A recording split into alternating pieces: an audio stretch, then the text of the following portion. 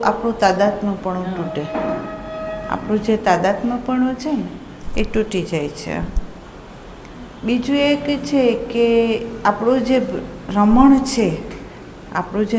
છે એ રમણની અંદર તમે જુઓ કે બેહોશીની અંદર આપણું રમવાનું એવું હોય ભૂતને ભવિષ્ય તરફ, વિષયો તરફ, સંબંધ તરફ, ખાલીપો ભરવા માટે આપણે ટીવી, પુસ્તકો, સંગીતો એ બધું આપણે લેતા હોઈએ છીએ, બરાબર. એટલે આત્મસ્મરણની અંદર જ્યારે આપણે આવીએ તો આ બધા જે બહારથી આપણે જે વસ્તુને ભરીએ છીએ ને એ બધી વસ્તુ ઉપર કટ થઈ જાય. અને બીજું એક એ છે કે આપણે આત્મસ્મરણમાં આવીએ તો તાદાત્મ્ય તૂટે, એટલે ભૂતકાળ અને ભવિષ્ય, વર્તમાનની અંદર અહંકારનું કેન્દ્ર, એનો આધાર આપણી અંદર ન રહે. અને કોન્શિયસ એનર્જીના માધ્યમ દ્વારા જે પ્રકાશાતું હોય તો એ વખતે આપણી અંદર સમજ હોય. અને સમજ આ છે કે જે તમને સમજાવવામાં આવી છે કે એક તો આપણું સ્વરૂપ, પ્રકૃતિનું સ્વરૂપ, પછી સ્મૃતિ અને સંસ્કારના માધ્યમ દ્વારા જે થતી ગતિ એટલે સ્મૃતિ અને સંસ્કાર અવરોધક પરિબળ, અને આ જે બોડી છે એનો કઈ રીતે ઉપયોગ કરવો એનું ભાન આપણી અંદર. આ ત્રણેય વસ્તુ જો આપણને જ્ઞાત હોય ને તો જ આપણે વર્તમાનનો યથાર્થ રીતે સદુપયોગ કરી શકીએ. જો આમાંથી આપણને એક વસ્તુનું પણ જ્ઞાન ન હોય ને તો આપણે પૂરેપૂરા શુદ્ધ વર્તમાનમાં ન આવી શકીએ, બરાબર. બીજું એક છે કે આત્મસ્મરણ માટે કોઈ વિધિ વિધાન નથી. ધ્યાન દેજો, આત્મસ્મરણ માટે કોઈ વિધિ વિધાન નથી, કોઈ સાધન નથી. પણ જે પકડ્યું છે એને છોડી દેવાનું છે. આત્મસ્મરણ ક્યાં શરૂ થાય તો કે જે વસ્તુ આપણે પકડી હોય એને આપણે છોડી દેવાની છે. તો જેવું તમે તેનાથી મુક્ત થાવ એટલે એનું શરૂ થાય, બરાબર. ત્યાં સુધી એ શરૂ ન થઈ શકે, બરાબર. એટલે અહીંયા એમ કહે છે કે અધ્યાત્મનો આરંભ જે છે એ કયા અંતઃકરણની અંદર શરૂ થાય તો કે જેની અંદર અંતઃકરણની અંદર મળ વિક્ષેપ રહિત જે અંતઃકરણ હોય, શુદ્ધ હોય, સ્થિર હોય, ફક્ત એને એના નિજી સ્વરૂપનું જ અભાન છે. એને અજ્ઞાન શું છે કે પોતાનું જે નિજી સ્વરૂપ છે ને એનું જ એને અજ્ઞાન છે, આટલું જ આવરણ છે.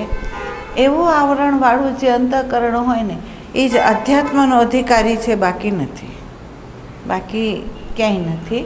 એને ના પાડી છે. આપણું વેદાંત પણ ના પાડે છે, આની અંદર ગુરુજેફ પણ ના જ પાડે છે.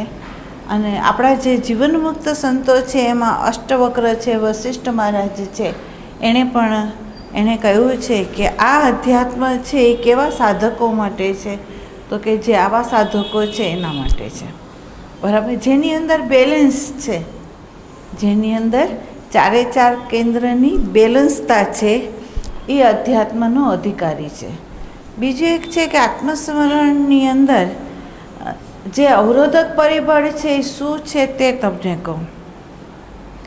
આપણો જે પ્રભાવ છે, આપણી અંદર જે પ્રભાવ છે એ એવો પ્રભાવ છે કે જ્યાં આપણે જાહો જલાલી હોય, જ્યાં માંસ વધારે હોય, જ્યાં શાસ્ત્રના અધ્યયનો વધારે હોય, જ્યાં એની અભિવ્યક્તિ વધારે થતી હોય, ભજનની અંદર કોઈ રોતું હોય, લાગણીના વેશની અંદર કોઈ વ્યક્તિ ગતિ કરતું હોય, તો આવા જે સાધકો હોય એ તરફ આપણો પ્રભાવ હોય છે. જોજો, આ વસ્તુને બહુ સમજજો કે આપણે માર ક્યાં ખાઈ ગયા છે એ અહીંયા ખાઈ ગયા છે. કે ધારો કે કંઠસ્થ કરીને અભિવ્યક્તિ કરવી, ભજનની અંદર રુદન લાવવું, આ બધું જે છે ને એ આત્મસ્મરણનો અવરોધક પરિબળ છે, ના પાડી છે. આ બધા જે છે એ કેન્દ્ર અહંકારના છે, આત્મદેવના નથી. આની જે શરૂઆત છે, આત્મસ્મરણના પરિણામની જે શરૂઆત છે એની અંદર પહેલું જ આપણને આ કહેવામાં આવ્યું છે કે બુદ્ધિગામી વ્યક્તિ હોય, જે વિચારના માધ્યમ દ્વારા આમાં હાલેલી હોય, શાસ્ત્રના અધ્યયનના માધ્યમ દ્વારા એ હાલેલી હોય, તો એ બાળક શું કરે એમ તો એણે જે વાંચ્યું છે ને એ ટેપની જેમ એની અભિવ્યક્તિ હાલે. એનું પહેલું જ પાનું તમે જોજો, અહીંયા એણે ના પાડી છે. એટલે એવા બુદ્ધિશાળી જે વ્યક્તિઓ છે એ લોકોએ શાસ્ત્રનો બળબડાટ વધારે પડતો શરૂ કર્યો છે. તો અહીંયા એને એમ કીધું છે કે ભગવાને 2 કાન આપ્યા અને જીભ એક કેમ આપી? ભગવાને 2 કાન આપ્યા અને જીભ એક જ કેમ આપી? તો એણે એવું કહ્યું છે કે શ્રવણ વધારે કરો, બોલવાનું ઓછું રાખો. બોલવાનું ઓછું રાખો. બીજું એક છે કે આપણને ખબર હોય તો તમને પહેલાં જ કહ્યું છે કે સાધક જ્યારે આ સ્કૂલની અંદર હોય, આશ્રમની અંદર હોય, સાધનામાં હોય, તો સાધકે પહેલું ધ્યાન એ રાખવાનું છે કે પોતાએ પ્રેક્ટિકલમાં હાલવાનું છે. જે પ્રેક્ટિકલમાં હોય એ જો ચૂકે અને બેહોશ થાય તો એને માર્ગદર્શન આપવાનું છે. અને માર્ગદર્શન એ જ આપવાનું છે કે જે પ્રેક્ટિકલની અંદરથી તમારી પોતાની દૃષ્ટિથી તમે જે દર્શન કર્યું હોય અને એમાંથી જે સમજ પ્રગટ થઈ હોય એની જ માર્ગદર્શન આપવાનું. જે તમારા જીવનમાં આવ્યું નથી એનું આને ઉપદેશ નહીં આપવાનું. આ શરત છે, બરાબર? એટલે એણે અહીંયા એમ કીધું કે બુદ્ધિગામી જે વ્યક્તિ છે એની અંદર આત્મસ્મરણ વંચિત થઈ જાય છે. કેમ? તો એની અંદર આ જ્ઞાનનો બળબડાટ છે, બરાબર? એટલે એને અધૂરો ઘડો છલકતો દેખાય એવી આ વાત છે. અહીંયા અવરોધક પરિબળ જ્ઞાત છે. આત્મસ્મરણમાં તમે જે મળેલી માહિતી હોય, વાંચેલું હોય, એ બધું જે જ્ઞાન છે એ મોટામાં મોટું આવરણ છે. જોજો, એક બીજું આવરણ એ કીધું છે, પણ બીજું આવરણ પરાકાષ્ઠાએ તમે જ્યારે પહોંચવા ન હોય ત્યારે એ બધું આને છોડી દેવાનું છે, બરાબર? પણ અહીંયા પ્રથમ તો આ જ્ઞાત જે છે, આ જ્ઞાન જે મેળવેલું છે પુસ્તકોમાંથી ને એમાંથી, એ જ્ઞાનને આપણે મૂકી દેવાનું છે. તો જ આપણે સાચું શોધ કરી શકશું. બીજું એક છે કે નિર્દોષ બાળક જેમ છે એનું દર્શન તમે જોજો કે કોઈ પણ વસ્તુ તમે એને આપો તો એનો રંગ, એનો આકાર, એનું નામકરણ જાણવા માટે કોશિશ કરવી, એ કઈ રીતે ચાલે છે એ જાણવું. તો એ સમગ્રતાથી એ બાળક જે છે એ એને શોધે છે, બરાબર?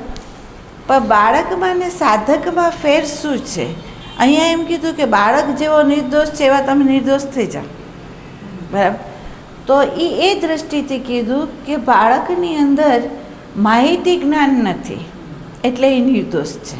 એટલે એ દરેક વસ્તુને જોશે ને, એ જેવી હશે એવી જોશે, એની અંદર પોતાના સંસ્કારોનો અધ્યારોપ એ નહીં કરે, એટલે બાળક નિર્દોષ છે. તો સાધકે પ્રથમ અહીંયા નિર્દોષ થવાનું, બરાબર? બાળકમાં શું અભાવ છે? નિર્દોષતા છે પણ બાળકની અંદર અભાવ છે પોતાના નિજી સ્વરૂપના જ્ઞાનની. બાળકને અભાવ શું છે? પોતાના નિજી સ્વરૂપનું જ્ઞાન નથી એને, બરાબર? તો અહીંયા સાધકને ગુરુ દ્રષ્ટિ એ મળે છે કે આ જે વસ્તુ છે, આ જે પ્રકૃતિનો પદાર્થ છે, એને જેવો છે એવો જાણો, તમે જુઓ, સમજો એને અને એના જ્ઞાનને લો, બરાબર? અને બીજું એક છે કે આ જે વસ્તુ છે એને પ્રકાશનારો કોણ છે? આ જે વસ્તુ છે એને પ્રકાશનારો કોણ છે? એનું ભાન કોને થાય છે, બરાબર? બાળકમાં આ જ્ઞાનનો અભાવ છે, સાધકને આ જ્ઞાનની દૃષ્ટિ ગુરુ તરફથી મળી છે, બરાબર? એટલે બાળક જે શોધે છે એ સમગ્રતાથી, અને અહીંયા સાધક પણ જ્યારે જ્ઞાતનું વિસર્જન કરી નાખે છે ત્યારે એનું ઓબ્ઝર્વેશન બાળક જેવું નિર્દોષ જ હોય છે. અને એ જ્યારે નિર્દોષતામાં શોધન કરે છે ત્યારે એની શોધની અંદર 2 વસ્તુ હોય છે. એક પ્રકૃતિ જેવી છે એવી એ જોવે છે, અને બીજો એનો આધાર કોણ છે એને એ જાણે છે. ખ્યાલ આવ્યો? એટલે બાળકને અને સાધકમાં આટલો તફાવત છે. બાળક નિર્દોષ હોવા છતાં પરિધિથી મુક્ત નથી થઈ શકતો. અહીંયા સાધક છે એ નિર્દોષની સાથે ભાનવાળો હોવાથી એ મુક્ત થઈ શકે છે, બરાબર? તો અહીંયા આપણે પ્રભાવિત એમાં કહે છે કે આત્મસ્મરણની અંદર બેહોશ વ્યક્તિ પ્રથમ પ્રભાવ જે છે એને બહારનું છે. પ્રભાવ શું છે?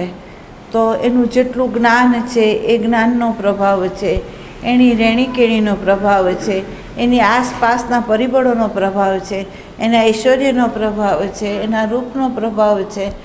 તો અહીંયા એમ કહે છે કે સાધક નંબર 2 છે એ આ પ્રભાવથી મુક્ત થાય છે. એ આ પ્રભાવથી મુક્ત થાય છે. જ્યાં સુધી આ પ્રભાવમાં તમે હો ને ત્યાં સુધી તમે આત્મસ્મરણમાં ન જઈ શકો. આ ધ્યાન દેવું, બરાબર? તમારે પ્રભાવ જો પાડવો જ હોય તો જે સાધક પ્રેઝન્ટ મોમેન્ટની અંદર ઓબ્ઝર્વેશન કરતું હોય અને એની અંદર એ આમૂલ પરિવર્તન લાવતો હોય તો એ સાધકનો પ્રભાવ મારા માટે સારો પડશે. કેમ? તો એ ધીમે ધીમે ધીમે જે અહંકારના કેન્દ્રમાં રહેલું જે પરિબળ છે એના મોહને ત્યાગશે અને એ આમાં પ્રવેશ કરશે. અને બીજું એક છે જીવાના માધ્યમ દ્વારા એ આવી વસ્તુના પ્રભાવ મહત્વનો જેનો બળબડાટ હતો એ શાંત થઈ જાય છે. એ શાંત થઈ જાય છે. એ આવી બબડાટની અંદર હોતો એ નથી, બરાબર?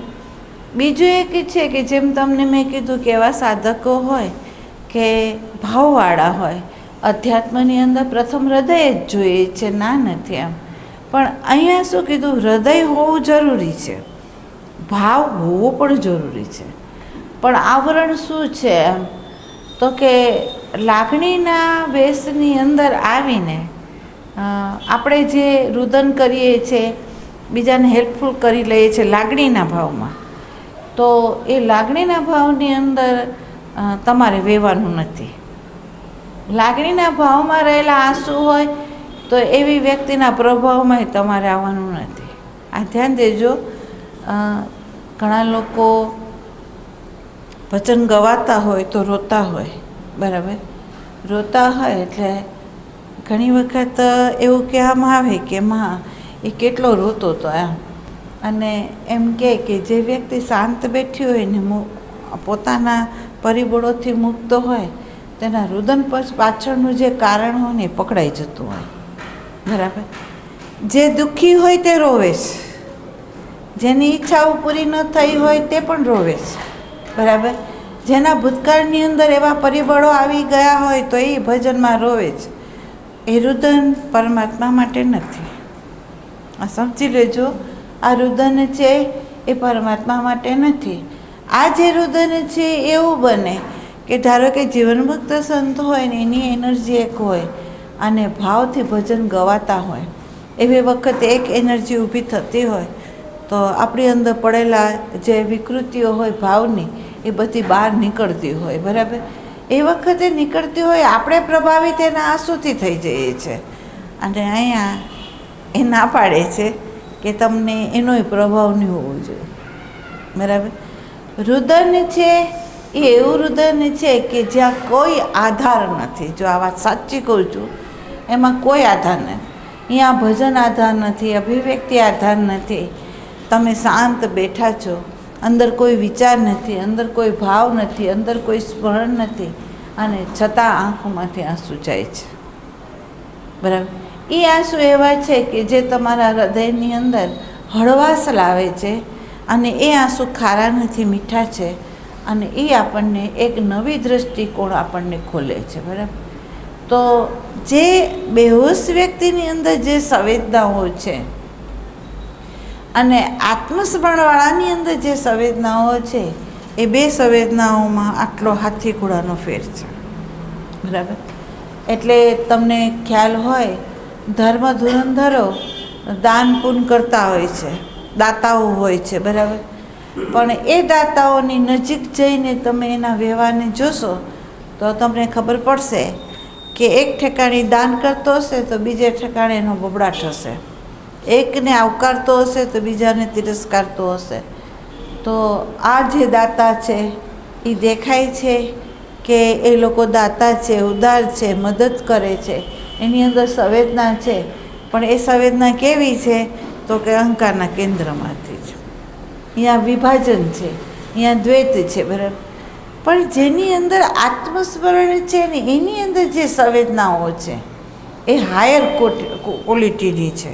એ એની સંવેદના કેવી છે, તો એનું અંતઃકરણ ખાલી છે અને તમારી પીડાને જાણે છે. એનું અંતઃકરણ ખાલી છે અને તમારી પીડાને જાણે છે.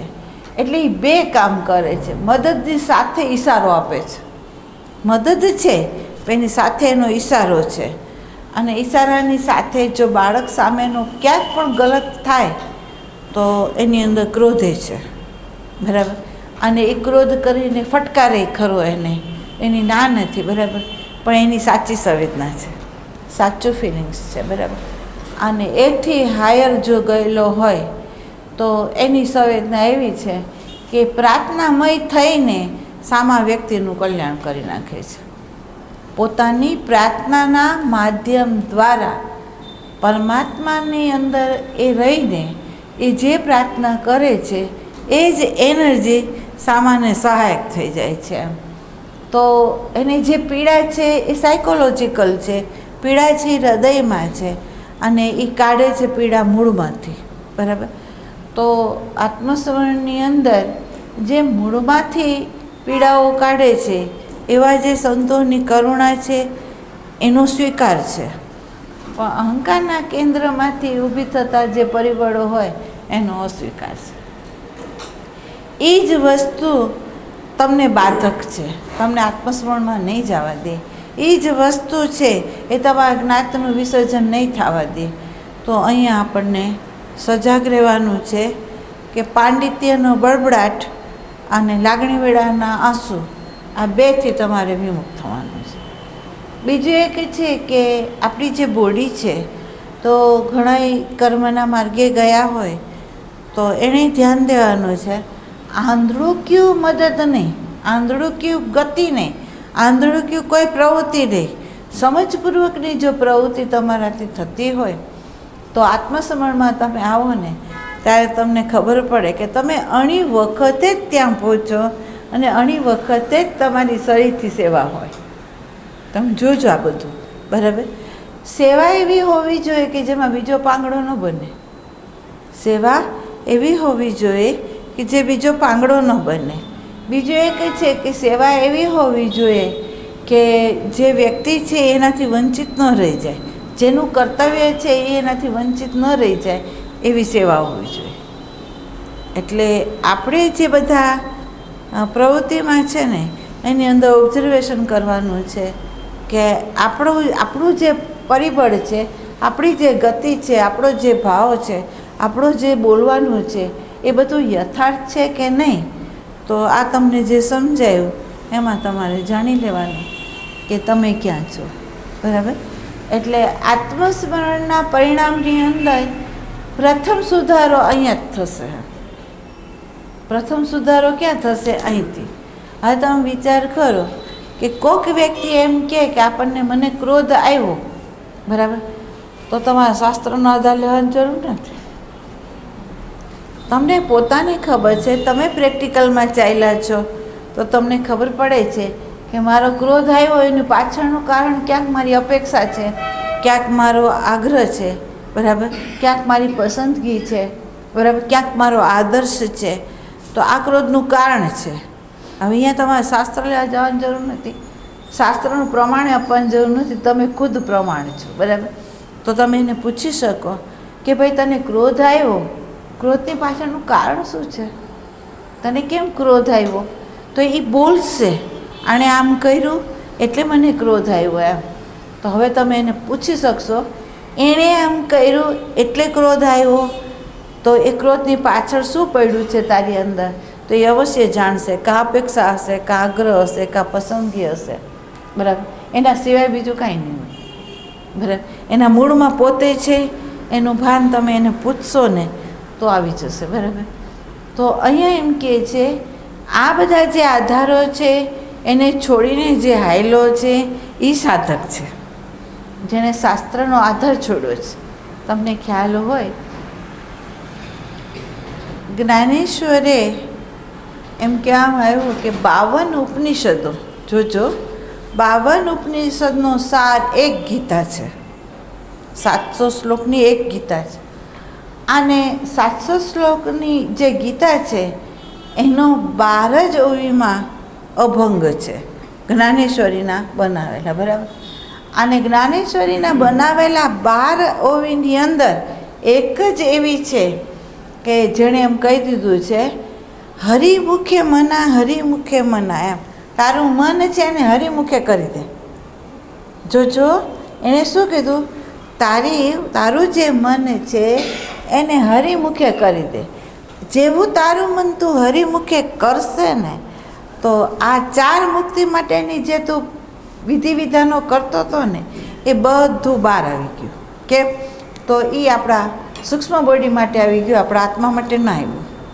જોજો શું કીધું, ખાલી તું આટલું કર કે તારું જે મન છે એને આત્માની સાથે એટલે હરિની સાથે, એમાં હરિની અંદર એનો જે અર્થ છે તે આત્મદેવ છે, હરિનો અર્થ છે બ્રહ્મ છે. તો એની સાથે તું જોડી દે. જો એની સાથે જોડશે તો આ 4 પ્રકારની જે મુક્તિ છે એ બહાર ઊભી છે, બરાબર. આને શાસ્ત્ર ક્યાં પડ્યા છે તો કે એ બહાર પડ્યા છે, એ અંદર નથી. કેમ? તો કે આ શાસ્ત્ર તારા આધારમાં પ્રકાશી રહ્યા છે.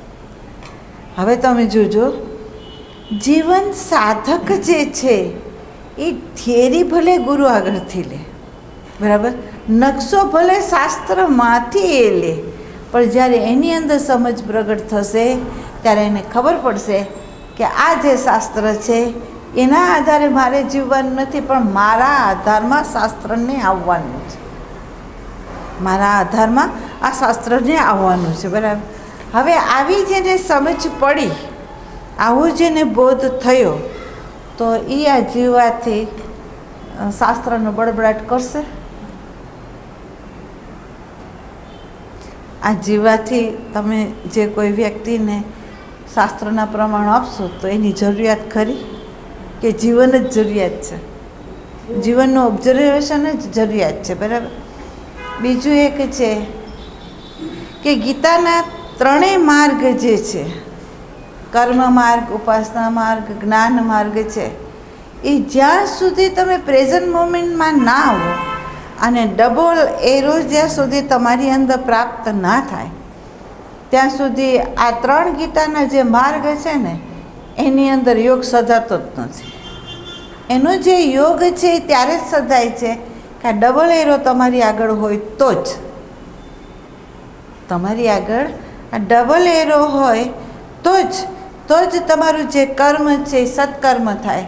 તમારી ઉપાસના છે તો જેમ આપણે એમ કહીએ કે મારો એક એરો છે એ મારા ભાનની સાથે જોડાયેલો છે, બરાબર, તો એ એની ઉપાસના છે. ભાન સામાં રહેવું, વૃત્તિને ભાન સાથે જ જોડવું, એની સુરતામાં જ આપણે જીવવું અને એની સુરતામાં રહીને જે જોવું ને એ જ ઉપાસના સાચી છે, બરાબર. અને જેને આવી ઉપાસના હોય તો હવે મને એમ કહો કે એની અંદર જે જ્ઞાન પ્રગટ થાય એ જ્ઞાન કયું હોય? એ જ્ઞાન કયું હોય? જેમ તમને કીધું કે એક નિર્દોષ બાળક છે, એની નિર્દોષતાને કારણે એ સાધનને અથવા રમકડું જે છે એને યથાર્થ રીતે જોવે છે, જાણે છે, સમજે છે અને એનું નામકરણ પૂછે છે, બરાબર. બસ એટલું જ છે. એટલે એનો એક એરો ઓબ્ઝર્વેશન કરે છે, પણ એ નામને જાણવા માટે, એની ઉપયોગિતાને જાણવા માટે એરો કરે છે, બરાબર. પણ બીજો એરો સાધકને મળ્યો છે અને એ સાધક છે એ પ્રકૃતિના રહસ્યને જાણે તો છે, પણ સાથે સાથે પ્રકૃતિના રહસ્યને પ્રકાશે છે કોણ અને બોધ કોણ કરાવે છે? એમ તો એનો જે જાણનારો છે ને એને એ જાણે છે, બરાબર. એટલે 2 એરો જેની અંદર પ્રગટ છે એની અંદર આપણે એમ કહીએ કે એનું દરેક કર્મ, જોવું એ પણ એક કર્મ છે, બરાબર, જાણવું એ પણ એક કર્મ જ છે, એમ. પણ એ કર્મ કેવું છે કે સત્કર્મ છે જેની અંદર હેતુ ના રહે, બરાબર. બીજું એક જ છે કે એની ઉપાસના સાચી છે. કેમ? તો કે એ એમાં રહીને જ્યારે પ્રકૃતિને જોવે છે ત્યારે પ્રકૃતિને પ્રકાશીને પ્રકૃતિ જેવી છે એનું ભાન કરીને એનું નામકરણ નથી શોધતો હોય, જે વસ્તુ જેવી છે એની ઉપયોગિતા શું છે, એના ગુણધર્મ શું છે એટલું એ જાણે છે જાણીને પછી ત્યાંથી પોતે મુક્ત થઈ જાય છે અને પછી પાછો પોતાના મૂળ જે સ્વરૂપ છે એમાં સ્થિર થઈ જાય છે. તો આને કહેવાય કે એની અંદર ઉપાસના છે ને ઉપાસના યોગ છે. બરાબર.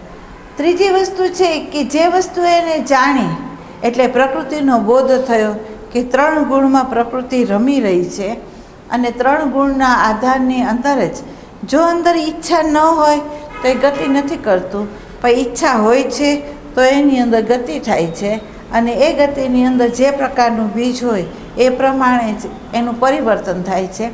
પણ જો ઈચ્છા ન હોય તો ગતિ એ નથી, ઈચ્છા ન હોય તો એને આવકારવું કે ત્યાગવું એવો ભાવે નથી હોતો. એટલે એનો બોધ છે. એ બોધ શું કરે છે તો કે પ્રકૃતિનો યથાર્થ બોધ કરીને પાછો પોતાનું મૂળભૂત સ્વરૂપમાં જે શુદ્ધ બોધ સ્વરૂપ છે અહીંયા એ ઊભું રહી જાય છે. પ્રકૃતિનું જ્ઞાન લે છે. બરાબર. પ્રકૃતિની ઉપયોગિતાને એ જાણી લે છે. એને કઈ રીતે ચલાવવું એની એને ખબર પડી જાય છે. એ કઈ રીતે ગતિ કરે છે એનું એને ભાન થઈ જાય છે. એટલે ભાન થઈ ગયા પછી એને યોગ્ય લાગે તો એનું સાધનનો ઉપયોગ કરે, યોગ્ય ન લાગે તો એમાંથી એ નિષ્ક્રિય થઈ જાય છે. બરાબર. અને મૂળભૂત પોતાનું જે જ્ઞાન સ્વરૂપ છે એમાં જે સ્થિર રહે છે, પણ પ્રકૃતિના જ્ઞાનની સાથે એ ન તો પ્રભાવિત થાય છે કે ન તો એમાં જોડાઈ જાય છે. ખ્યાલ આવ્યો? તો આ બધું જે છે ને એ આત્મ સ્વરૂપનું પરિણામ છે. બરાબર. અહીંયા કર્મયોગ સધાય છે, ઉપાસના યોગ સધાય છે, અહીંયા જ્ઞાન યોગ સધાય છે. બરાબર. અહીંયા ગીતા સ્વયં પ્રકાશે છે, ત્યાં ભાગવત સ્વયં પ્રકાશે છે, બધા પુસ્તકો ત્યાં સ્વયં પ્રકાશે છે. કેમ? એના આધારમાં જ એનું પ્રકાશ છે. કારણ કે તમે ખુદ હાલો છો, તમારી આંખથી જ તમે ઓબ્ઝર્વેશન કરો છો અને તમને જે અનુભવ થાય છે એને જ તમે અભિવ્યક્તમાં લાવો છો. તો એ અભિવ્યક્તિ યથાર્થ પ્રકૃતિની તમે કરી શકો છો, જેની અંદર સ્મૃતિ અને સંસ્કારનો અધ્યારોપ નથી. બરાબર. તો હવે મને કહો કે અત્યાર સુધી આપણે શેમાં ચાલ્યા છે?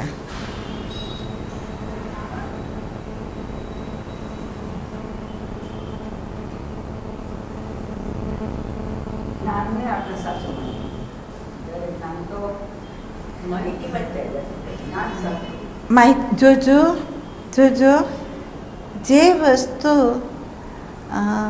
જે સંતોએ પોતાના જીવનના અનુભવમાંથી લઈને એને શબ્દમાં કંડાયરા એણે. બરાબર. કંડાયરા એ શબ્દ ઉપર આપણે એટલા બધા ચીપકી ગયા કે કંઈક પણ પ્રશ્ન આવે કે કંઈક પણ અભિવ્યક્તિ કરવાની આવે એ સીધું આપણી સામે આવી જાય અને આપણે એ પ્રમાણે આપણે બોલી દઈએ અને આમાં વ્યક્તિને કહી દઈએ કે આમ છે. પણ એ એમ છે કે નહીં એના અનુભવથી આપણે તો વંચિત જ છીએ. એ જે છે એમ ખરેખર છે કે નહીં એનાથી આપણે વંચિત છીએ. બરાબર. બીજું, આ 3નો બોધ જેની આગળ છે, 3નો બોધ જેની આગળ છે એની અંદર એક સમજ છે. જોજો, એક સમજ શું છે તે કહો. દરેક વ્યક્તિ છે પોતાના કર્મના આધાર ઉપર જ એનું પ્રારબ્ધ ઘડાયું છે. એના કર્મના આધાર અનુસાર જ એનું પ્રારબ્ધ ઘડાયું છે. બરાબર. પ્રારબ્ધ ઘડાયું છે એ પ્રારબ્ધ કેવું છે, એને કોની સાથે સંબંધ છે? આમ તો આપણે એમ કહીએ કે ભૂમિ સાથે સંબંધ છે. બરાબર. વ્યક્તિઓ સાથેનો સંબંધ છે, આડોશ પડોશ સાથેનો સંબંધ છે, જેના સંગમાં આવ્યા છે એ સંસ્કાર સાથેનો સંબંધ છે, જે એને અનુભવ થયા અને બારેથી માહિતી મળી હોય એ જ્ઞાત સાથે એને સંબંધ છે. બરાબર. હવે બેહોશ જે વ્યક્તિ હોય એ બેહોશની અંદર એનું જે જીવન હોય, બેહોશ ત્યાં સુધી હું કહું છું કે ધર્મમાં પ્રવેશ કર્યો હોવા છતાં આત્મસ્મરણના પરિણામને જેણે જાણ્યું નથી અને જેની અંદર શાસ્ત્રનો બડબડાટ અને ભાવોનું રુદન અને કર્મની ગતિ એ જે સેવાના માધ્યમ દ્વારા બેફામ જે જઈ રહી છે, એમ તો આ બધાને બેહોશીમાં જ ગણતરી છે, હોશમાં ગણતરી નથી. સાધકમાં ગણતરી નથી. આપણે સાધક શબ્દને બહુ હલકો કરી નાખ્યો છે. આપણે સાધક એને કહીએ છીએ માળા જપતો હોય, સંપ્રદાયમાં જતો હોય, આસન કરતો હોય, પ્રાણાયામ કરતો હોય, શાસ્ત્રનું અધ્યયન કરતો હોય તો આપણે એને સાધક કીધો છે. અહીંયા સાધક એ નથી. અહીંયા સાધક એને કહેવાય છે કે જે આત્માને સાધે છે, જે આત્માને સાધે છે અને અહંકારના આ જે સ્વરૂપો છે એને એ છોડી દે છે, એનાથી અસંગ થઈ જાય છે. બરાબર, એ સાધક છે. બરાબર, તો હવે તમે જુઓ કે આવો જે સાધક છે એને જે બોધ થયો હોય તો એને ખબર છે કે બેહોશીની અંદર વ્યક્તિ વિષયોથી, સંબંધોથી, શાસ્ત્રના અધ્યયનથી, બહારના ચાલતા પરિબળોથી એ આસક્ત જ હોય, અનાસક્ત હોઈ જ ન શકે. બરાબર, અને જે વ્યક્તિને આત્મ સ્વરૂપનું ભાન જ નથી થયું, એને એ દ્રષ્ટિ જ નથી મળી, તો તમે એને એમ પણ ન કહી શકો કે તમે આમ જીવો કે તમે આમ જીવો. એને તમે એમ પણ નહીં કહી શકો. તમે એમ પણ નહીં બોલી શકો કે આ કેવા મૂર્ખ છે કે આમાંનામાં એ લોકો ભોગમાં જઈ રહ્યા છે, એ આ કેમ નથી કરતો. એ તમે નહીં કહી શકો. કેમ? તમને પોતાને ખ્યાલ આવ્યું કે આ ડબલ એરોમાં જીવન જીવવું ને એ કેટલું અઘરું છે. તમે જુઓ, ડબલ એરોમાં જે જીવન જીવવું એ કેટલું અઘરું છે. આપણે જેટલો અહંકારને મૂલ્ય આપ્યો છે એટલો જ એને અમૂલ્ય કરવાનો છે. તો હવે તમે વિચાર કરો, એ કંઈ સામાન્ય કામ નથી. સામાન્ય એ કામ નથી, એ કામ અઘરું જ છે. બરાબર, એટલે કે છે કે જે કામ અઘરું છે એની અપેક્ષા આપણે સામાન્ય જન આગળ ન રાખી શકીએ. બરાબર, તો આપણે એમ કહી શકીએ કે તમે જે જીવન જીવો છો એ જીવનની અંદર થોડા ધર્મના સંસ્કારને અપનાવો કે જેથી તમારું અલ્પ કેન્દ્ર તૂટે અને તમે આમાં પ્રવેશ કરી શકો. બરાબર, પણ અધ્યાત્મની અંદર આવેલો જે વ્યક્તિ છે એ કાંઈ 100-200 નથી. એ 100-200 નથી, એ તો 1-2 જ હોય. બરાબર, અને એ 1-2 માટે તમે કહી શકો કે તમારી વાણીનો ઉપયોગ, તમારા આંસુનો ઉપયોગ, તમારી દેહનો ઉપયોગ, તમારી પાસે જે કંઈ છે એ સામગ્રીનો ઉપયોગ તમારે કઈ રીતે કરવાનો છે એને આપણે કહી શકીશું. બરાબર, એને કહેશો આ તમારે કરવાની જરૂર નથી, આ કરવાની જરૂર છે. બરાબર, તો અહીંયા આપણને એ કહે છે આત્મસ્મરણમાં રહીને આ અહંકારનું જે કેન્દ્ર છે એનું યથાર્થ રીતે તમારે ઓબ્ઝર્વેશન કરવું પડશે. અને એ ઓબ્ઝર્વેશન વખતે આ ભૂતકાળ જે આધાર છે, પાયા રૂપે બેઠેલો છે, એને તમારે છોડી દેવો પડશે. અને સતત ગતિ તમારી ભવિષ્ય તરફ તમારું મન કરી રહ્યું છે, એ ગતિ તરફ એ લક્ષ્યને તમારે તોડી નાખવું પડશે. અને વર્તમાનની અંદર આ અહંકાર સાથેનું જે તાદાત્મ્યપણું છે એને તમારે તોડી નાખવું પડશે. બરાબર, એને તોડી નાખો એમ, અને તોડો અને પછી ઓબ્ઝર્વેશન કરો. એટલે તમને ખ્યાલ હોય, નવધા ભક્તિની અંદર પ્રથમ શ્રવણ જ કીધું છે. શ્રવણ ભક્તિ ઉત્તમમાં ઉત્તમ છે. કેમ? તો કે જે તમે શ્રવણ કરો છો એ શ્રવણને સીધું તમારા જ્ઞાત વગર એને તમે આવવા દો છો તો એણે જ પ્રકાશ કરી દીધો છે. બરાબર, જોજો હવે જોજો, એણે પાંચેય આપણી જે જ્ઞાન ઇન્દ્રિય છે, પાંચેય જ્ઞાન ઇન્દ્રિયના માધ્યમ દ્વારા ભક્તિ કેવી રીતે સમાયેલી છે એ આ તમને સમજાવું કે આત્મસ્મરણમાં ડબલ એરો જેની અંદર પ્રગટ થયો હોય એ નેત્રથી, કર્ણ ઇન્દ્રિયથી, ધ્રાણ ઇન્દ્રિયથી, રસના ઇન્દ્રિયથી, સ્પર્શ ઇન્દ્રિયોથી એ ખરેખર એ જોડાશે કોની જોડે?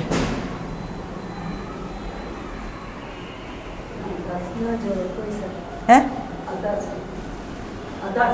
આધાર સાથે જોડાશે. બરાબર, નેત્ર જોશે ખરું, નેત્ર રૂપને જોશે ખરું, પણ જ્યાં ડબલ એરો છે તો એ રૂપ શું કરશે? તો કે રૂપની પાર. જોજો, હવે તમે જોજો, જેટલા તમે ખાલી હશો ને, નેત્ર કોઈને જોયું એટલે એને રૂપને જોયું, એની સાથે એના ગુણને જોયું, એના પ્રકૃતિના સ્વભાવને એણે જોયું, અને સમજ છે એટલે ન એને આનું વર્ણન કર્યું.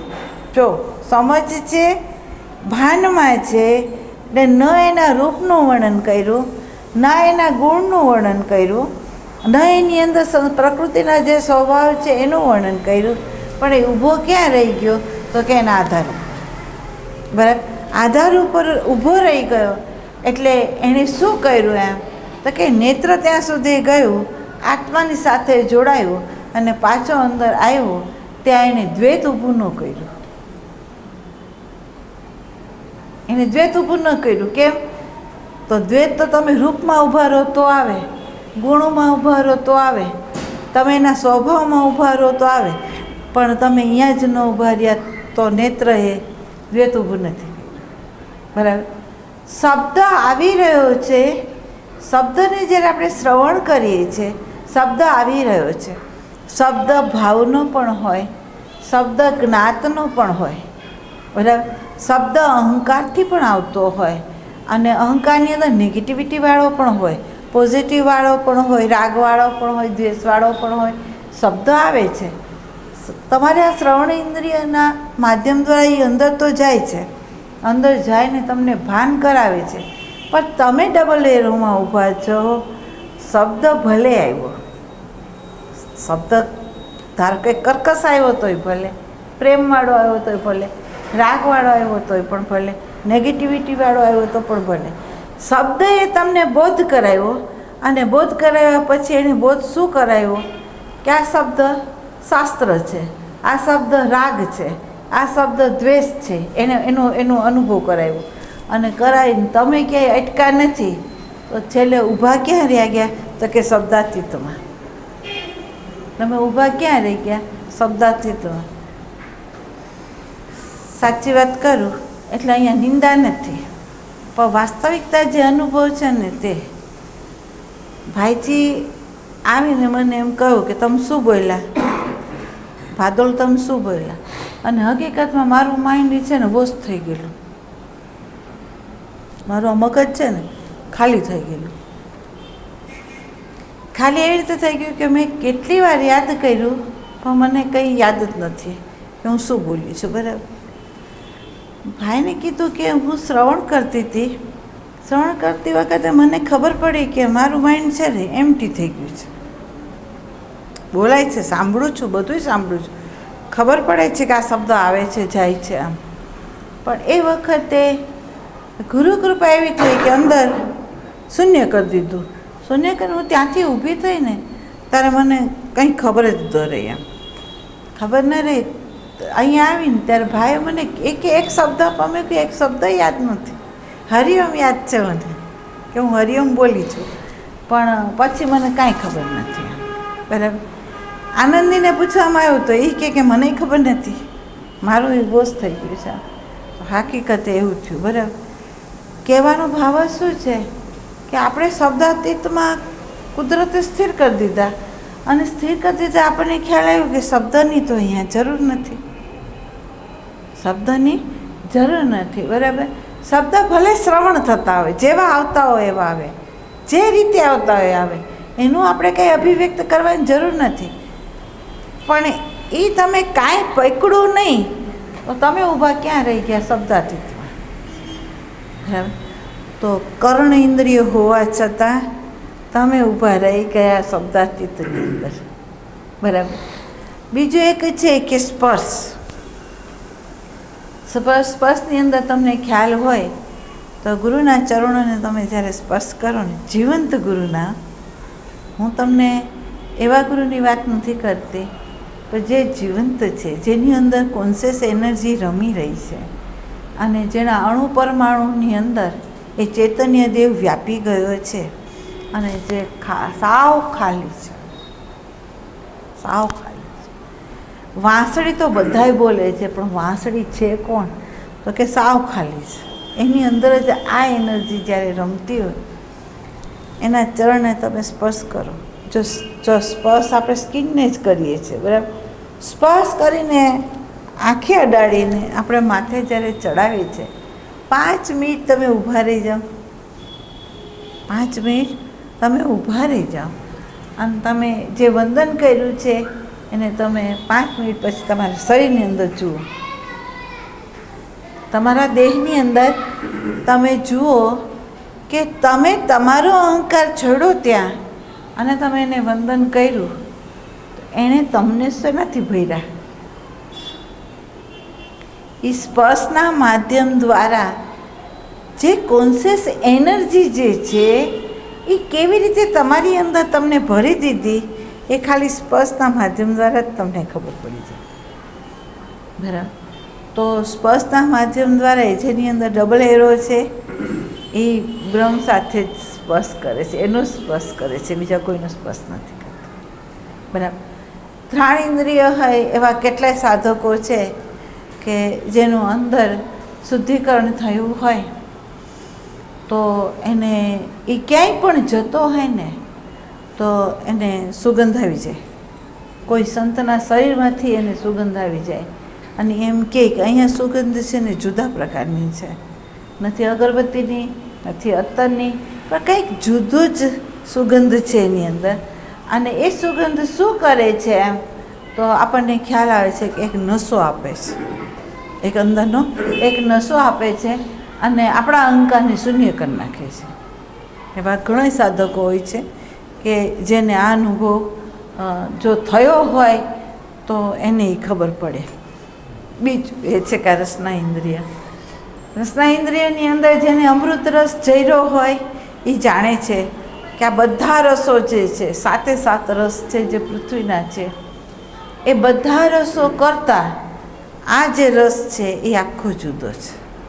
અને એ જેણે ચાખી લીધો હોય ને એ કોઈ દી ખાવાના બાબતમાં એમ નહીં કે આ સરસ છે, કે આ સરસ છે, કે આ સરસ છે. એને ખબર છે કે આ બધું છે ખરું, પણ મૂળ રસ આની અંદર નથી. આ બધી વસ્તુઓ છે પણ જે રસ મેં મારા જીવા ઉપર ચાખ્યો છે એ આ રસ નથી. બરાબર? એટલે એને આ ભૌતિક જે ભોજન છે એ ભોજન તરફ જેણે અમૃત રસ ચાખ્યો છે એને આ ભોજનમાં એવી રુચિ ના રહી. આસક્તિ સહિત જે વ્યક્તિ ગ્રહણ કરે છે, પાગલ થઈને એની અંદર વૃત્તિ દોડાવી દે છે એવી એ દોડાવતો નથી. બરાબર? એટલે એ રસ જેણે ચાખ્યો એ આનાથી વિમુખ થઈ ગયો. બરાબર? ડબલ એરો જેની પાસે હોય એને આ 5 જ્ઞાન ઇન્દ્રિયનો સંબંધ છે ને એણે આત્મા સાથે કર્યો છે, બીજા સાથે કર્યો જ નથી. હવે તમે વિચાર કરો કે જેની 5 ઇન્દ્રિયો એકી સાથે એ જ્યારે આત્મા સાથે જોડાય છે તો એ સમગ્રતામાં આવ્યો છે. અને સમગ્રતામાં આવ્યો છે તો જે પ્રકૃતિ છે એ પ્રકૃતિ એની પાસે કેવી રીતે એને સ્પર્શ કરે, કેવી રીતે એમાં આસક્ત થાય, અથવા કઈ રીતે એની ગતિ એની અંદર કરે,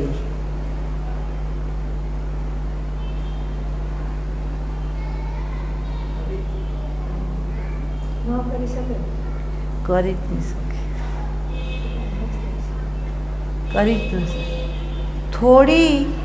થોડો પ્રકાશ પણ તમને એક નાનો એવો બલ્બ પણ જો તમારી અંદર જલી ગયો હોય ને તો એ નાના સા બલ્બની અંદર એક આપણને અંદર ભાન કરાવે છે.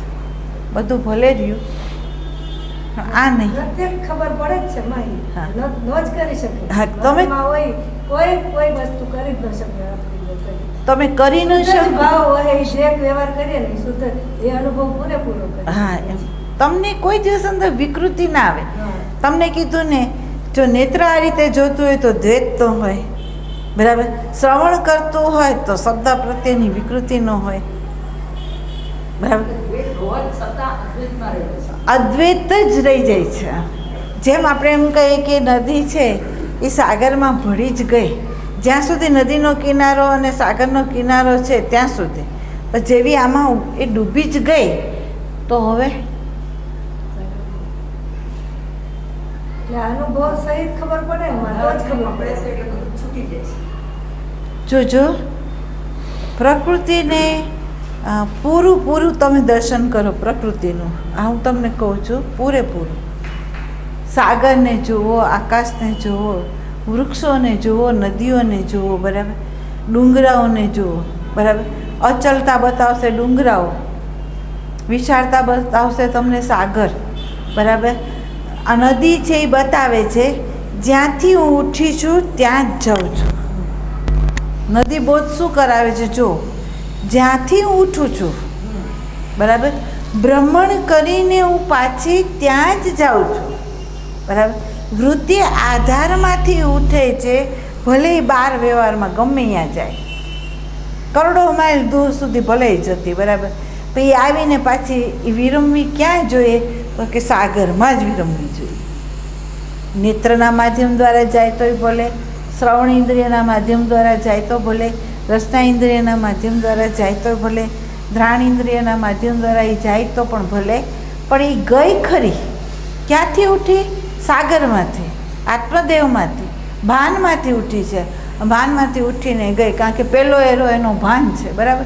ગઈ ખરી, પણ બીજા એરાના માધ્યમ દ્વારા પ્રકૃતિનું આખું ભ્રમણ કરીને, પ્રકૃતિનો બોધ લઈને અને એ બોધને પાછો ત્યાં છોડીને એ પાછી મૂળ સ્વરૂપમાં આવી ગઈ. હા,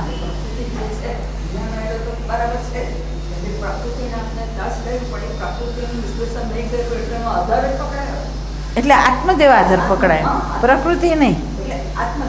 હા, હવે હા, બરાબર. હવે જોજો, અજ્ઞાને કાળે આપણે શાસ્ત્રનો બળબડાટ કરીએ છીએ, બરાબર. જ્ઞાન થયું એટલે વિશેષ જ્ઞાન થયું. વિશેષ જ્ઞાન શું થયું? આત્માનો બોધ થયો અને પ્રકૃતિ જેવી છે એનું જ્ઞાન થયું.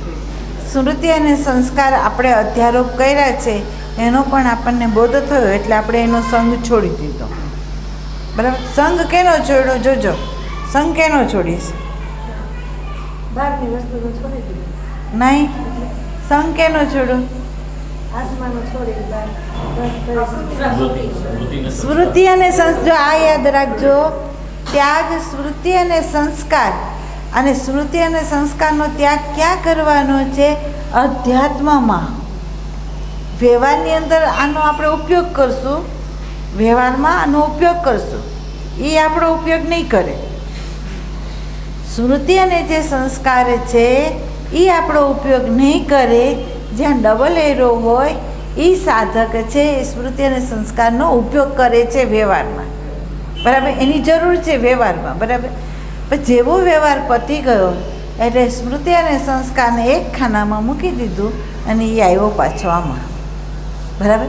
એટલે કહે છે કે આ હોશવાળો જે વ્યક્તિ છે એને વિશેષ જે બોધ થયો એ બોધને એ તો છોડી દે છે, કારણ કે બોધ પ્રકૃતિનો થયો છે. જોજો, સમજવા જેવું છે. બોધ છે એ પ્રકૃતિનો થયો અને એ બોધને એને છોડી દીધો તો એ આમાં પાછો વિરમી ગયો, નહીં તો ન વિરમે. બોધ એટલે આત્મા ન જુર્યો શેષમાં, આનો નહીં રાખ્યો, આનો નહીં રાખ્યો, કારણ કે એની જરૂરિયાત નથી ત્યાં. ખ્યાલ આવ્યો? એટલે કહેવામાં શું આવે છે? વૃત્તિ ભલે ગમે એટલી ફરી, ગમે એટલો બોધ લઈ આવ્યું, બધે એટલા જેટલો હોય એટલો એનો અનુભવ લઈ આવ્યું, એનો અનુભવનું જ્ઞાન લઈને આવ્યું તો ખરું, પણ એને અહીંયા એને ખબર પડી કે મારે આમાં વિરમી જવાનું છે, કારણ કે હું અહીંથી ઉઠી છું. નદી બધે ફરી, બરાબર. કંઈકને પોતે તરસા હતા એને તૃપ્ત કર્યા, બરાબર. એને ધોવા માટે પણ એણે પોતાનું જલ આપ્યું. આખડતી, કૂદતી, મૂકતી, ખલખલાટ કરતી એ આવી છે એટલે સાગરમાં જ બધું છોડી દીધું. એણે બધું છોડી દીધું અને આમાં જ પોતાનું અસ્તિત્વને વિરમાવી દીધું.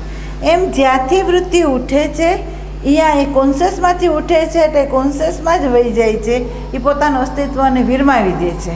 પણ અહંકારના કેન્દ્રમાંથી જે વૃત્તિ ઉઠીને એ વિરમાવતી નથી. ખ્યાલ આવ્યો? અહંકારમાંથી જે વૃત્તિ ઉઠી એ સ્મૃતિ અને સંસ્કાર સાથે ઉઠી અને બીજી સ્મૃતિ અને સંસ્કારનો જથ્થો લાવી એ પાછી અહંકારમાં જ એણે મૂક્યો. જેવા તમે ગાઢ નિંદ્રામાંથી ઉઠો છો એટલે પાછા એ સંસ્કારને પ્રગટ કરી દે છે, બરાબર. અને એમાં જ પાછી તમને એ ગતિ કરાવે છે. આ આપણને બધાને અનુભવ છે. એટલે પ્રકૃતિ સાચી, પ્રકૃતિનો બોધ નથી, પ્રકૃતિનો બોધ નથી. એનો બોધ પણ નહીં થાય. હા, જે અઢારમાં છે એ સત્ય છે. એટલે પાછું એ મળે નહીં. એ તો જ વિરમે ડબલ એરો હોય તો જ ખ્યાલ આવ્યો. ડબલ એરો હોય તો જ એ વિરમે, સિંગલ એરો હોય તો પણ ન વિરમે. એટલે અહીંયા શું કહે છે, આત્મ સ્વરૂપનું જે પરિણામ છે એ કર્મમાં હેતુ ઉપર ચોકડી મારે, ભક્તિની અંદર ભાવ ઉપર, જે વિશેષ ભાવ છે ને એની ઉપર એ ચોકડી મારે, શુદ્ધ પ્રેમને એ પ્રગટ કરે, બરાબર. અને જ્ઞાતની અંદર એ જ્ઞાતનું વિસર્જન કરે, અસલ જે જ્ઞાન સ્વરૂપ છે એને જ પ્રગટ રાખે. આટલો ફેર પડે કયું, તો આત્મ સ્વરૂપનું જે પરિણામ હોય ને તે, બરાબર. હવે મને કહો કે આ જ્ઞાન જો આપણી અંદર સ્થિર થાય અને એમાં જ આપણું જો રમણ હોય તો તમારું અત્યારે જે જીવન છે એની અંદર તમે કોઈ કાપકૂપ કરો ખરા? તમને જે અત્યારે રોલ છે એ રોલને તમે બદલાવો ખરા? હવે જોજો આને પ્રકાશ જો, આને તમે બહુ મનન કરજો. આ કંઈક એવું નથી, સ્પષ્ટ ખુલ્લી આંખે તમે આનું મનન કરજો, ખુલ્લા દિલથી મનન કરજો, એને કોઈની સાથે સરખાવતા નહીં અને વાસ્તવિકતા સાથે એને જોજો. તો તમે મને કહેજો કે આની અંદર કંઈ કરવાની જરૂર છે, વસ્ત્ર બદલાવાની જરૂર છે, ઘર છોડવાની જરૂર છે, તમે જે રોલ ભજવો છો એને તોડવાની જરૂર છે, તમારે કોઈની ફરિયાદ ઉઠે એમ છે, ફરિયાદામાં રહે એમ છે.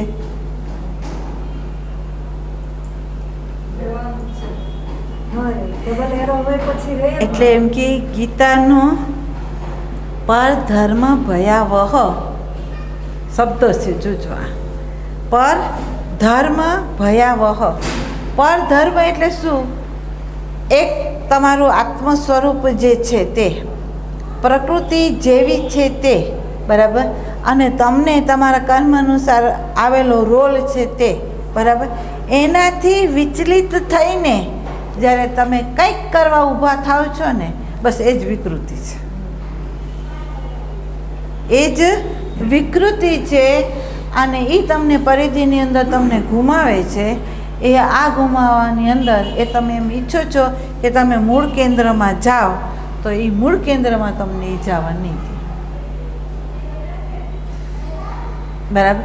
બીજું ડબલ એરો છે, જ્યાં ડબલ એરો છે ત્યાં ભાવમાં વિકૃતિ નથી. જોજો, ન જોઈતા વિચારોમાં રમણ નથી, બરાબર. અને બાયોલોજિકલ બોડીની અંદર જે જરૂરિયાત છે એટલી જ એનો આહાર ને વિહાર છે. બાયોલોજિકલ બોડીની અંદર એની જેટલી જરૂરિયાત છે એટલો જ એનો વિહાર છે, બરાબર. આને જ્યાં વિચારવાનું નથી ને એનો એ વિચાર કરતો જ નથી. પ્રેઝન્ટ મોમેન્ટની અંદર એ તૃપ્ત છે.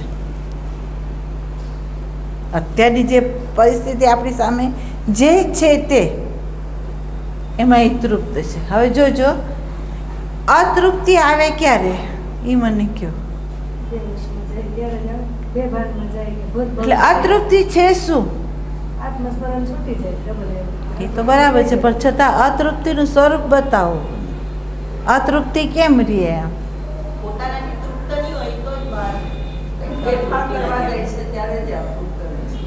સ્વ થોડી ને કે મારે આ જોઈએ, મારે કરવું છે. અહંકારમાં છે ને સ્વસ્વરૂપને છોડીને જગતને જગતના પદાર્થોમાં જ્યારે એ મોટી વાસના રાખે છે ત્યારે તે, એટલે જો મનનો સ્વભાવમાં તમે આવી જાઓ ને, મનનો સ્વભાવ એ છે કે જે છે ને એની એ માંગ નથી કરતો, જેનો અભાવ છે ને એની એ માંગ કરે છે. મન શું કરે છે? બરાબર. જે વસ્તુ આપણા ઘરમાં નથી ને એની એ માંગ કરે છે, બરાબર. એટલે જેવી એ વસ્તુની એ માંગ કરે ને એટલે આપણી અંદર અતૃપ્તિ ઊભી થઈ, બરાબર. બરાબર. હવે મને કહો કે બેહોશીની અંદર તો આપણા મન સાથેનું જ વહેવું છે, બરાબર. અને મન પદાર્થ અનુસાર જ ગતિ કરે છે, એને ક્યાંય સ્થિર નથી રહેવું. તો હવે તમે મને કહો કે આ જે મન છે એની સાથેનું આપણું રહેવાપણું હોય, એની સાથે આપણું ગતિપણું હોય, એની સાથેનું આપણું તાદાત્મ્યપણું હોય તો અહીંયા તૃપ્તિ સંભવતી જ નથી. ન પૈસાથી તૃપ્તિ, જો ન વિષયોથી તૃપ્તિ, આપણી અંદર ખાલી રહી છે. આપણે શું કહીએ છીએ, કરોડો રૂપિયા તો છે, કરોડો રૂપિયા કાફી છે, કરોડો રૂપિયા છે કાફી છે, છતાં આની આગળ 5 કરોડ છે, આપણી આગળ 1 જ કરોડ છે, અધૂરપ છે. બરાબર. શબ્દની અધૂરપતા છે. તમે જોજો, શબ્દમાંય આસક્તિ છે, શબ્દની અંદર અધૂરપતા છે. બરાબર. સ્પર્શની અંદર અધૂરપતા છે. માણસ તમે જુઓ, જ્યાં છે અહીંયા સ્પર્શ મળે છે ને છતાં એ બહારના સ્પર્શને શોધે છે. બરાબર. અને એ વિકૃતિ લાવે છે, અજુગ્ત કાર્ય કરે છે. એ બતાવે છે શું, આ મન છે ને એને જે મળ્યું છે ને એમાં એ શાંત નથી થતું, એમાં એ તૃપ્ત નથી રહેતું. તો આવું જે મન છે જે આત્મા સાથે નથી જોડાયું અને વિષયો સાથે જોડાયું છે એનો સંગ છોડી દેવો જોઈએ. બસ આટલું કરાય, કરવાનું આટલું છે. બરાબર. વૃત્તિ પ્રકૃતિ સાથે, અહંકાર સાથે તાદાત્મ્ય થઈ છે, ત્યાંથી એને છોડો અને આની સાથે ખાલી જોડી દો. આ બધા યોગ શોધાયેલા છે.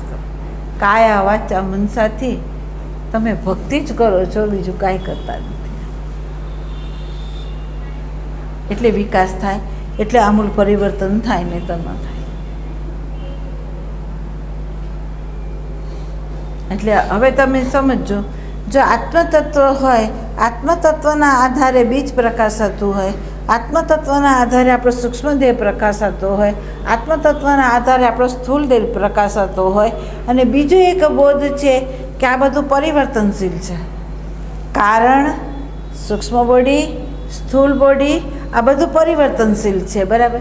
એનો તમને બોધ છે. તો હવે સત્ય છે એવી ભ્રાંતિ તમારી અંદર રહે કેવી રીતે? અને બીજું, આની અંદર કોઈ પણ ફેરફાર થાય એનો પ્રભાવ તમારી અંદર આવે કેવી રીતે?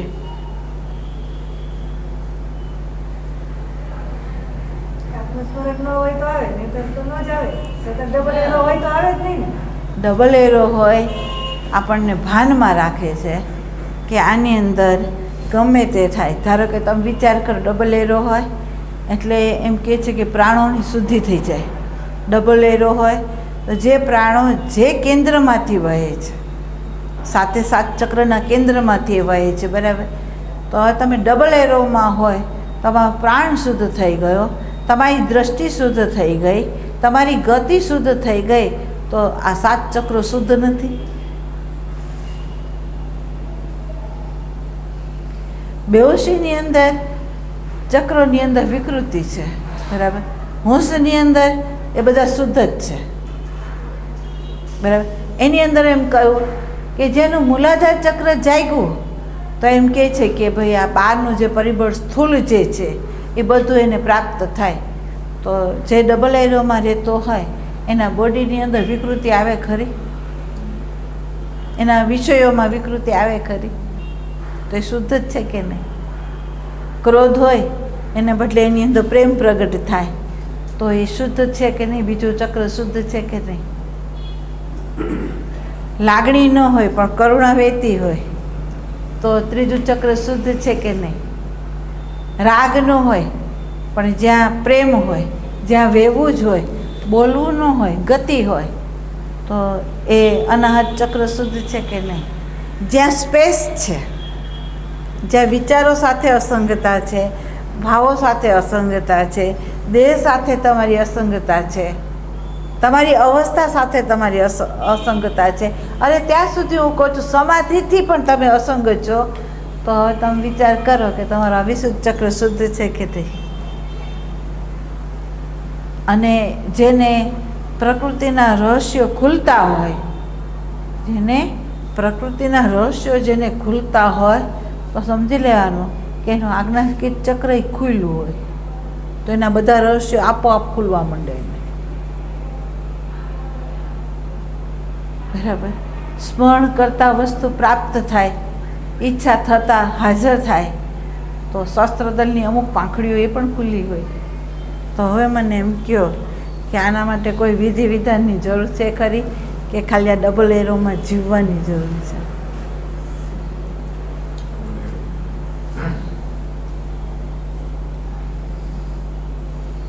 કહો. આપણે કેવું કરશું?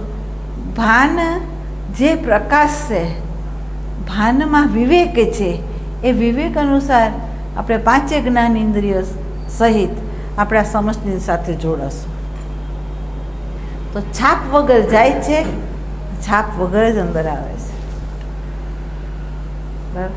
એટલે એને કહેવામાં આવે છે કે જેને આખા દેહથી પરમાત્મા સાથે સંબંધ જોડ્યો છે, એનાથી વિમુખ નથી, જુદો નથી.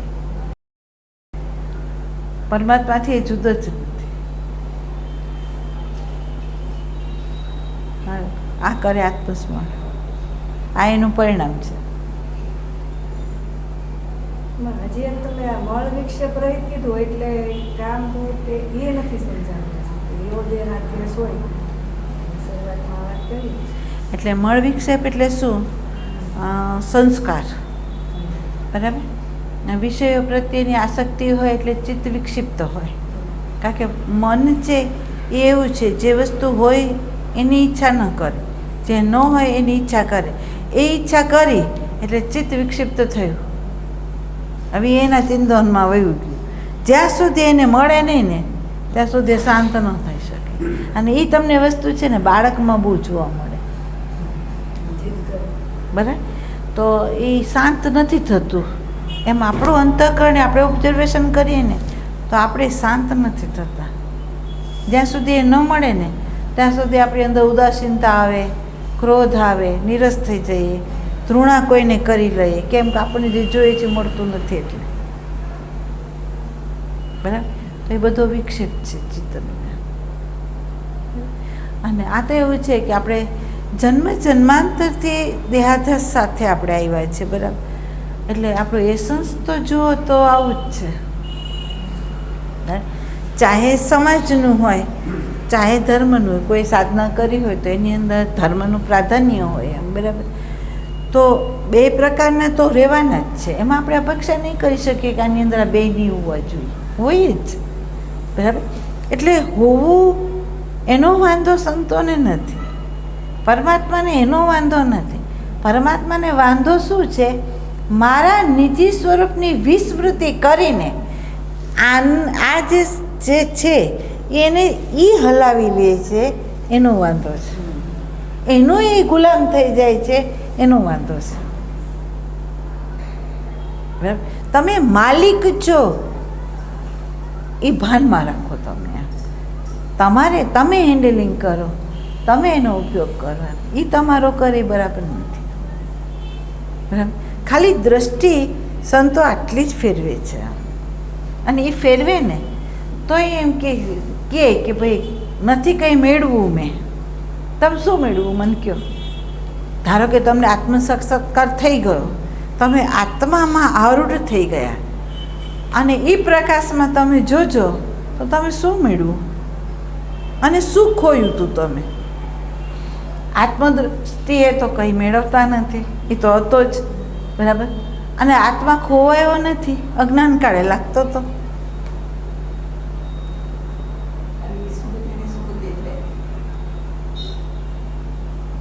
એટલે જે વિસ્મૃતિ છે ને એની સ્મૃતિ. એમ આત્મસ્મરણનો અર્થ જ છે કે તમે એને વિસ્મૃત કરી લો છો. કંઈક પ્રસંગ ગયો હોય, વિસ્મૃતિ. ક્યાંક તમે ભોગવવા ગયા, વિસ્મૃતિ. એની સ્મૃતિ રાખીને ચાલો, તે સાધના છે.